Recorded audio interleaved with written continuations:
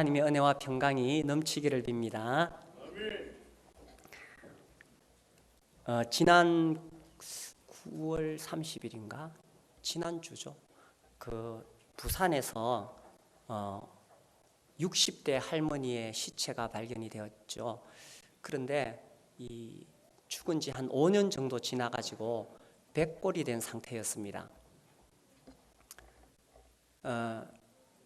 이제 그 방에 월세를 받던 월세 주인이 월세를 안 내니까 5년 만에 찾아갔다가 이 시체를 발견한 거예요. 이게 도시에서 이런 일이 있을 수 있다는 것입니다. 그러니까 5년 동안 사람이 죽어서 썩어서 백골이 되는데도 그 옆집에서도 모르고 그 동네에서도 아무도 모르고 그럴 수가 있다는 것입니다. 우리 시대가, 우리가 살아가고 있는 시대가 이런 시대라는 겁니다. 그래서 이 시대를 산무시대 그래가지고 그 산무가 여러 가지가 있는데 그 중에 이제 이처럼 남에 대해서 무관심한 시대, 무관심하고 무감각하고 무감동, 아무 감동이 없고 그런 시대를 우리가 살아가고 있습니다. 특별히 이 하나님의 말씀을 들을 때에 우리가 무관심하고 무감각하고 무감동하면 병든 영혼이겠죠. 우리 교회 성도님들은 하나님 말씀에 대해서 잘 반응해 주시니까 제가 참 감사를 드립니다. 우리의 영혼이 병들고 병든 영혼이 많은 교회는 이 말씀에 대해서도 관심이 없고 감각이 없고 감동이 없습니다. 오늘 우리가 이 말씀을, 오늘 본문 말씀을 보면은 귀 있는 자는 들을지어다. 이 세대를 무엇으로 비유할까? 비유하건대 아이들이 장터에 앉아 제 동물을 불러 이르되 우리가 너희를 향하여 피리를 불어도 너희가 춤추지 않고 우리가 슬피 울어도 너희가 가슴을 치지 아니하였다 함과 같도다. 무관심하다는 겁니다. 아무 감각이 없다는 것입니다. 피리를 불어도 또 슬피 울어도 아무 반응이 없다는 거죠. 이런 거 보면은 우리 시대뿐 아니라 예수님 시대에도 그랬던 것 같아요. 특별히 이 사람들이 예수님에 대해서 아무 관심이 없고 아무 반응이 없고 아무 감동이 없었다는 거지요. 이 내용 이제 우리가 마태복음을 계속 이제 해오고 있는데 마태복음 5장에서 7장까지는 예수님의 산상수훈이 나왔습니다. 그래서 예수님이 세우고자 하시는 나라는 어떤 나라인가, 어떻게 통치하는가에 대해서 말씀하셨어요. 그 다음에 8장과 9장을 통해서 예수님이 과연 왕으로서의 자격을 갖추고 계신가. 그래서 10가지 기적을 통해서 이 예수님이 참으로 왕이시다라는 것을 보여주셨지요. 8장과 9장. 그 다음에 10장에서는 예수님께서 제자들을 파송하셨습니다. 그래서 왕의 사자들을 파송하셨는 거죠. 그래서 이 마태복음은 왕으로 오신 예수님을 소개하고 있는데 그 왕께서 왕의 법도를 전하시고 또 왕의 권능을 보여주시고 왕의 사자들을 보내셨습니다. 그리고 이제 특별히 예수님 앞서 왔었던 예수님의 사자가 있죠. 누굽니까? 세례 요한. 이 마태복음 11장의 시작이 예수님의 그 사자였던 세례 요한을 헤롯 왕이 옥에다가 잡아 넣었어요. 그래서 옥에다 잡아 넣어서 흘러서 쭉 진행되는 이야기가 11장의 이야기입니다. 그래서 이 마태복음 11장 이야기에서 이제 세례 요한을 옥에다가 집어넣으니까 거기에 대해서 예수님께서 예수님이 이 땅에 오셨을 때 세 부류가 있었다는 것을 지금 설명하고 계시는 겁니다. 세 부류. 첫 번째 부류가 오늘 우리가 읽었던 본문 말씀입니다. 이 첫 번째 부류는 무관심한 사람들, 피리를 불어도 또 슬피 울어도 아무 관심이 없는 사람들, 아무 반응을 안 하는 사람들. 두 번째 부류는 이제 20절에서 24절에 나오는 완고한 사람들. 예수님께서 그렇게 기적을 보여주시고 능력을 보여주셔도 절대로 회개하지 않으려고 버티고 있는 사람들. 세 번째 부류는 이제 25절부터 나오는 순수한 어린아이들 같은 사람들. 그들은 예수님 오셨을 때 예수님 말씀을 듣고 스펀지가 물을 빨아들이듯이 그대로 흡수해서 예수님을 영접한 사람들입니다. 이 세 부류 중에 이제 오늘 우리가 첫 번째 부류에 대해서 말씀을 읽었습니다. 여기 계신 분들은 어떻습니까? 생각할 때 나는 이 세 부류 중에 어디에 속할까? 어디에 속하는 것 같습니까? 하나님 말씀을 듣고 처음에 예수님 믿으라고 전도를 받았을 때 어떻게 반응했어요? 나는 관심 없어. 당신이나 천국 가시오. 이렇게 반응했습니까? 아니면 나는 절대로 예수 안 믿을 거야. 여기 그런 분들 계시죠? 절대로 예수 안 믿으려고 했는데 이 자리에 오셔서 지금 예수님 믿고 예배드린 분도 계십니다. 그리고 세 번째 부류는 정말 순수하게 처음에 복음을 들을 때부터 그냥 예수님 복음 듣고는 예수님 믿고 구원받은 사람들, 또 여기 그런 부류도 계십니다. 우리가 전도하다 보면 이런 세 부류의 사람들을 만나게 됩니다. 그렇게 열심히 선물도 주고 챙겨주고 전도했는데도 전혀 관심이 없는 사람들이 있습니다. 또 어떤 사람들은 진짜 완고한 사람들. 제가 이 말씀을 읽으면서 생각나는 사람들이 몇 사람들이 있습니다. 제가 과거에 청년 때 갑자기 이렇게 전화를 받았어요. 저기 가톨릭 병원에 누가 입원해 계시는데 지금 오늘 내일 이렇게 돌아가실 거래요. 그래서 저보고 빨리 가서 이 예수님 믿으라고 복음을 좀 전하래요. 그래서 제가 또 이 오늘 내일 죽는다고 하니 급하게 가방 챙겨 들고 갔어요. 갔는데 그 사람이 아예 들으려고 하잖아요. 아니 최소한 한번 들을 수는 있잖아요. 근데 아예 들으려고 하지 않아요. 그리고 할 수 없이 제대로 복음을 전하지도 못하고 돌아왔는데 그 다음날 돌아가셨다는 이야기를 들었어요. 그런 분들이 몇 분 있습니다. 제 기억에. 아주 완고한 사람들, 절대로 예수 안 믿겠다고 아예 들으려고도 하지 않는 사람들. 우리가 전도할 때 이런 사람들을 만나지만 전도할 때뿐만 아니라 예수님을 믿은 우리는 어떠하냐는 것입니다. 예수님을 믿은 우리는 하나님 말씀에 대해서 어떻게 반응하고 있느냐 하는 것입니다. 예수님 말씀이, 하나님 말씀이 우리에게 들려올 때에 그 하나님 말씀에 대해서 말씀은 그렇지만 관심이 없는 사람, 강단을 통해서 계속 말씀이 전해지고 또 우리 성경 공부하고 또 목장에서 듣고 계속 듣는데도 아무 관심이 없지는 않은가? 아니면 두 번째 부류로 누가 뭐래도 나는 내 고집대로 살겠다. 나는 이미 예수 믿고 천국 가는데 나는 마이웨이, 내 길로 가겠다. 이런 완고한 사람인가? 아니면 하나님 말씀 들을 때에 도전을 받고 하나님 말씀이 그러하다면 나도 그렇게 살아야 되지. 어린아이처럼 스펀지가 물을 빨아들이듯이 그렇게 말씀을 빨아들이는가? 나는 어떤 사람인가 하는 것입니다. 오늘 이제 이 본문 말씀을 제가 이렇게 봐야 되는데 지난 여름부터 제가 이 마태복음을 강의하면서 제 마음에 조금 부담이 있어요. 이 내용이 사실 굉장히 정말 제자로 살아간다는 것은 강한 요구를 하고 있습니다. 특별히 우리가 이 10장을 보면서 그런 것들을 더 느꼈지요. 그냥 예수 믿고 믿음으로 천국 간다. 이것은 참 좋은 일입니다. 그런데 예수님을 믿은 사람이 제자로서의 삶을 살아간다는 것은 이것은 쉬운 일이 아닙니다. 오늘 본문도 제가 이 말씀을 묵상하면서 볼 때에 어쩌면은 좀 무겁게 들려질 수도 있습니다. 그러나 다행히 참 감사한 것은 우리 성도님들이 영적으로 계속 성숙해져 가고 또 영적으로 깨어있기 때문에 지난 여름에 제가 그렇게 강한 메시지를 전해도 우리 성도님들이 잘 받아들이시고 그 말씀을 적용하려고 하는 모습들을 보게 됩니다.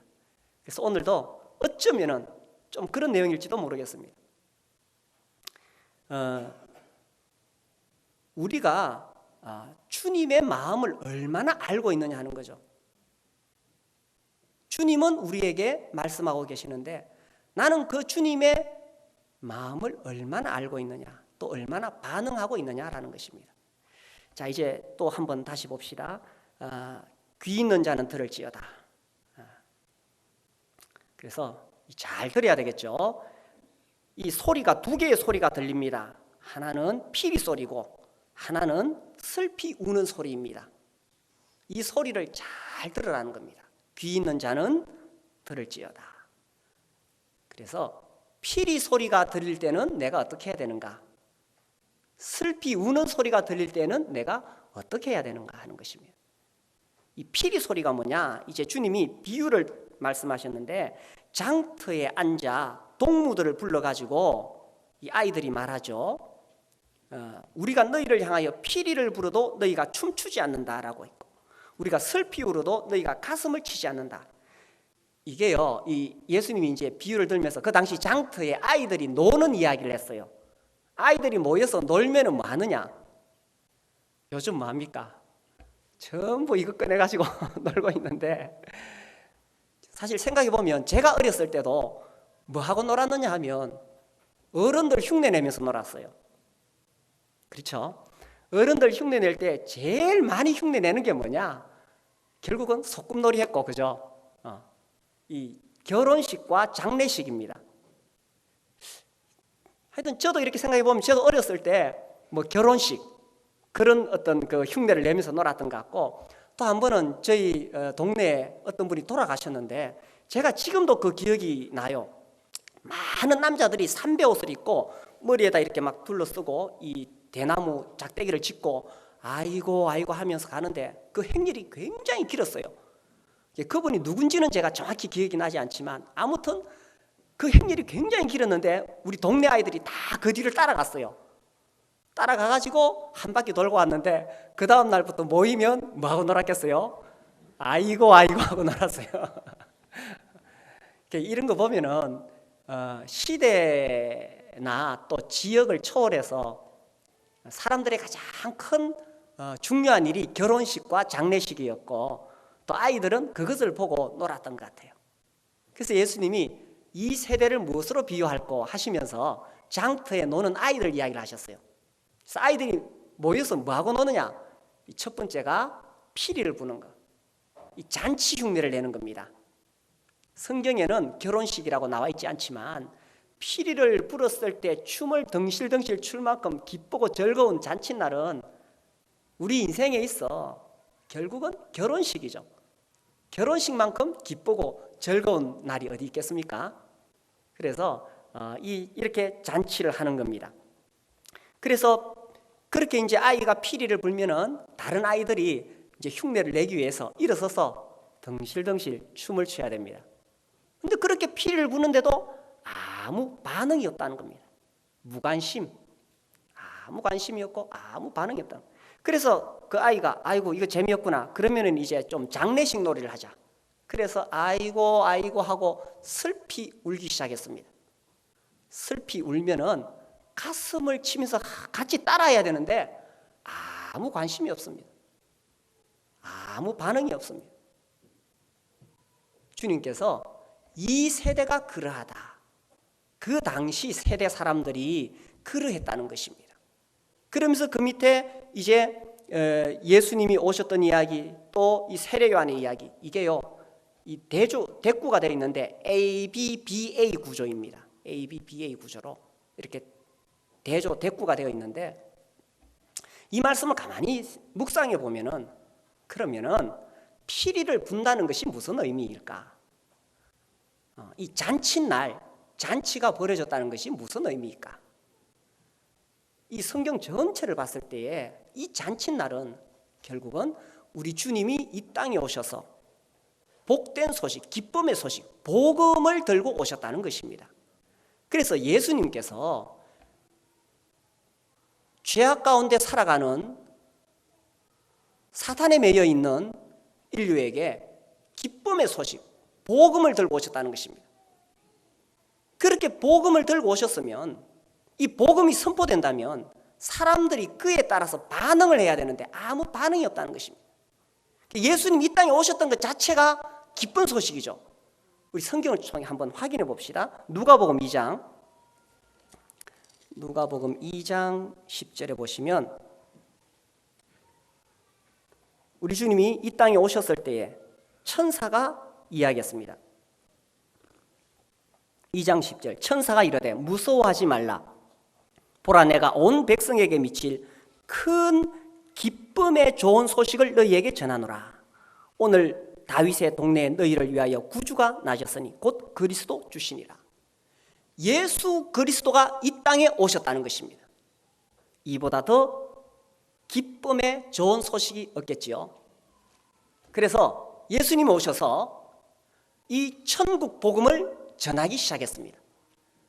그렇다면 그 당시 그 세대 사람들이 예수님을 만났을 때 반응을 해야 되지 않겠느냐는 것입니다.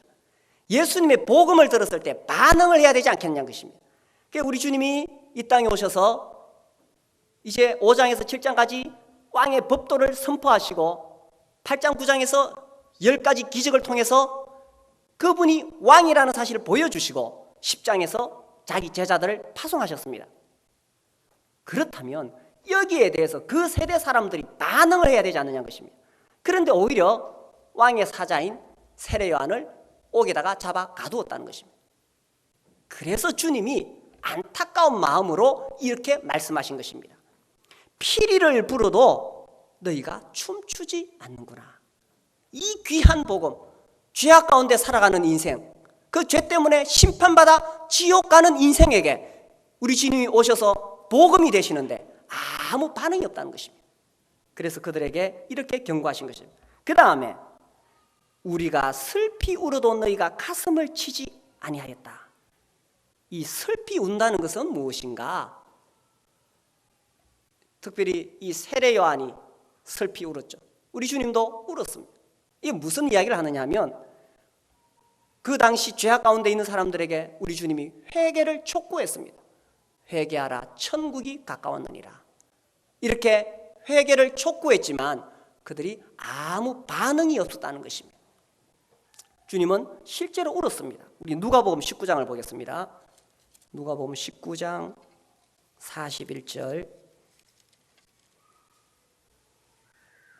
가까이 오사 성을 보시고 우시며, 성경에는 예수님이 울었다는 표현이 3번 나오죠. 그 중에 한 번입니다. 이 예루살렘 성을 보시고 우시며 이르시되 너도 오늘 평화에 관한 일을 알았더라면 좋을 뻔하였거니와 지금 네 눈에 숨겨졌도다. 날이 이를지라 네 원수들이 토둔을 쌓고 너를 둘러 사면으로 가두고 또 너와 및 그 가운데 있는 내 자식들을 땅에 메어치며 돌 하나도 돌 위에 남기지 아니하리니 이는 내가 보살핌 받는 날을 알지 못함을 인함이니라 하시니라.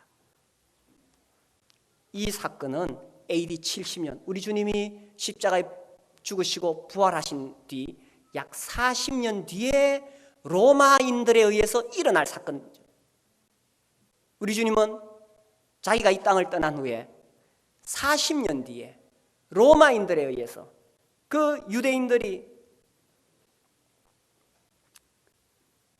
또 그 자녀들이, 어린 아이들이 무서운 심판을 받을 것을 내다보시면서 그 예루살렘 성을 보시고 우셨습니다. 이렇게 우리 주님이 회개를 촉구하시고 심판을 경고하시고 실제로 눈물을 흘리셨는데도 그 세대 사람들은 아무 반응이 없었습니다. 아무 반응이 없었어요. 그래서 답답한 마음으로 마태복음 11장에서 주님이 이렇게 말씀하신 것입니다. 이 세대를 무엇으로 비유할까? 귀 있는 자는 제발 좀 들어봐라 하시면서 이렇게 말씀하신 것입니다. 그 시대 사람들은 아무 반응을 하지 않았습니다. 그러면서 아무 생각 없이 살아가는 겁니다. 예수님이 그렇게 피리를 부르도, 그렇게 슬피 울어도, 세례 요한이 피리를 부르도, 그렇게 슬피 울어도 아무 생각 없이 살아가는 겁니다. 그러면서 그들이 이 진리를 거부하면서 핑계를 댑니다. 뭐라고 핑계를 대느냐?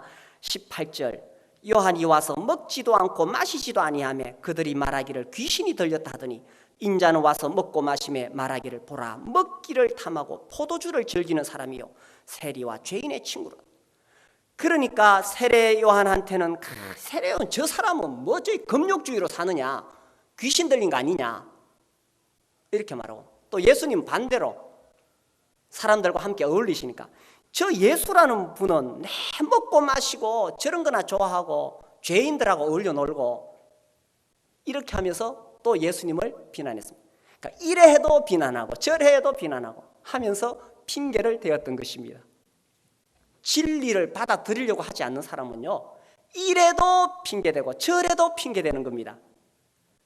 우리 성도님들, 하나님 말씀 들으실 때도 그 말씀을 내가 겸손하게 받으면 나의 것이 되는데, 내가 안 받으려고 생각하면 이래 전에도 핑계대고 저래 전에도 핑계대면서 거부하게 됩니다.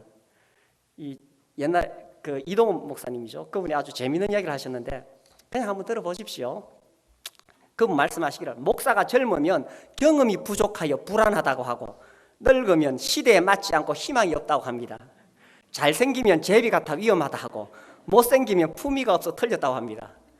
저를 자세히 쳐다보시는 분들 계시는데, 좋은 차를 타면 어려운 사람들은 생각하지 않고 과소비한다고 하고, 나쁜 차를 타면 장로들과 교인들에게 사랑을 받지 못한다고 합니다. 11조에 대해 설교를 하면 돈만 안다고 하고, 안 하면 가르치지 않는 무책임한 목사라고 합니다. 잘못을 지적하면 너무 냉정하다고 하고, 잘못을 지적하지 않으면 정의감이 없다고 합니다. 그러니까 진리를 안 받아들이려면 이렇게도 반대하고 저렇게. 근데 이 잘 되는 교회는 어떻게 하느냐? 목사가 젊으면 패기가 넘쳐서 좋다고 하고, 늙으면 경험이 많아서 좋다고 합니다. 잘생기면 인물까지 좋다고 하고, 못생기면 그래도 우리 목사님은 영적이잖아 이렇게 말한다고 합니다. 좋은 차를 타면 그래도 우리 목사님 품위를 생각해야지, 나쁜 차를 타면 역시 검소하셔. 11조에 대해 설교를 하면은 성경에 있는 것을 다 가르치신다고 하고, 11조에 대해서 안 가르치면 우리가 할 때까지 기다리고 계신 거야. 잘못을 지적하고 책망하면 역시 우리 목사님은 정의감이 넘쳐. 잘못을 지적하지 않으면 우리가 돌이킬 때까지 기다리고 계신 거야. 이게요, 결국은 내가 어떤 마음으로 하나님의 말씀 진리를 받아들이느냐 하는 것입니다. 그런데 진리를 내가 안 받아들이려고 하면 이렇게도 거부하고 저렇게도 거부하는 것입니다. 세례 요한이 와서 정말 이 메뚜기와 석청을 먹으면서 검소하게 살면서 이 진리를 전했을 때는 귀신 들렸다고 하고, 예수님이 오셔서 사람들과 어울리고 음식을 먹고 이렇게 하니까 또 아이고 먹는 것만 밝히고 이렇게 한다면서 책망했던 것입니다. 이제 우리가 오늘 이 말씀을 읽을 때에 우리 주님이 그 세대 사람을 향해서 책망하시고, 오늘 주님이 우리에게 뭐라고 말씀하실까요? 이 사람들은 왜 이렇게 무관심했을까요? 오늘날은 왜 사람들이 하나님의 말씀에 대해서 무관심할까요? 오늘날은 왜 사람들이 이 십자가 복음에 대해서 무관심하냐 하는 것입니다. 내 문제에 빠져서, 내 사업이 바빠서, 이 세상 쾌락을 즐기기에 바빠서, 그래서 하나님의 말씀이 아무리 전해져도 관심이 없다는 것입니다. 우리 누가복음 21장 말씀을 잠깐 보겠습니다. 누가복음 21장, 우리 주님이 사람들에게 이렇게 경고하셨습니다. 34절 너희는 스스로 조심하라.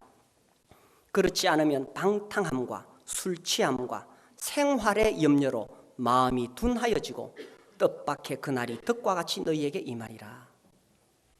주님이 경고하신 것은 너희들이 이 하나님 말씀에 대해서, 진리에 대해서 무관심하지 말라는 것입니다. 왜 무관심하냐 하면은 방탕하기 때문에, 술 취하기 때문에, 생활의 염려로, 먹고 사는 문제로 마음이 둔하여지기 때문에, 그러다가 갑자기 환난이 임하고 주님의 재림을 겪게 만나게 된다는 것입니다. 주님은요, 정말 안타까운 마음으로 계속 말씀하고 계십니다. 주님은 정말 안타까운 마음으로 말씀하고 계시는데 사람들이 반응을 하지 않기 때문에 이런 말씀을 하신 거예요. 이 세대 사람들을 어디에 비유할꼬? 피리를 부르도 춤추지 않는구나. 주님이 말씀하신 복음, 주님이 가지고 오신 이 십자가 복음은 얼마나 영광스러운 복음입니까? 우리가 이 복음을 생각한다면, 우리가 이 복음의 가치를 깨닫는다면 주님이 피리를 불 때에 우리도 그 피리 소리에 따라 춤추지 않을 수가 없다는 것입니다. 우리가 조금만이라도 더 영적인 눈을 떠서 이 복음의 귀한 가치를 깨닫게 된다면, 세상에서 비록 환난을 당한다 할지라도, 세상에서 비록 문제를 겪는다 할지라도, 세상에서 비록 고난을 당한다 할지라도 우리가 십자가 복음의 가치를 깨닫게 된다면 그 모든 것에서 벗어나 주님의 피리 소리에 춤추지 않을 수가 없다는 것입니다. 이 복음이 내 가슴을 뜨겁게 하고 있습니까? 이 복음이 내 마음을 들뜨게 하고 있습니까? 저는 이 말씀을 읽으면서 무커 부족이 생각이 났어요. 그 파푸아 뉴기니 지역에 여러 부족들이 사는데 그 부족들 중에 이 무커 부족 어느 마을에 선교사가 들어갔어요. 이 선교사가 들어가서 보니까 대체적으로 이 문명이 개발되지 않는 곳에서는 다 귀신의 이 두려움 속에 살아갑니다. 언제 귀신이 자기에게 병을 줄까, 사고를 줄까, 자식을 빼앗아갈까, 늘 두려움 속에 살아갑니다. 이제 그들에게 가서 이 선교사님이 복음을 전했어요. 창세기부터 하나님께서 세상을 만드시고 또 이 구약 이야기 통해서 하나님께서 자기 아들 예수 그리스도를 어떻게 이 세상에 보내실까를 쭉 설명했습니다. 가인과 아벨의 제사를 통해서 언젠가 메시아가 와서 양의 대속 죽음할 것을 전해요. 또 그리고 이 아브라함이 자기 아들을 이삭을 바칠 때에 어린 양으로 대속한 것처럼 언젠가 우리를 위해 하나님께서 대속할 어린 양을 보내실 것이다. 그리고 이제 레위기에 들어가서 피 흘림이 없으면 사함이 없다는 그 원리와 함께 언젠가 어린 양이 와서 우리를 대신하여 죽을 것이다 하면서 이 구약부터 시작해가지고 드디어 예수님 이야기했습니다. 예수님 이야기를 하니까 그 마을 사람들이 예수님을 너무 좋아했어요. 예수님이 그 마을의 영웅이 되었어요. 그런데 이제 그 제자가 예수님을 배반하고 십자가에 넘기죠. 그래서 그 십자가 이야기를 할 때 온 마을 사람들이 다 모여 듣습니다.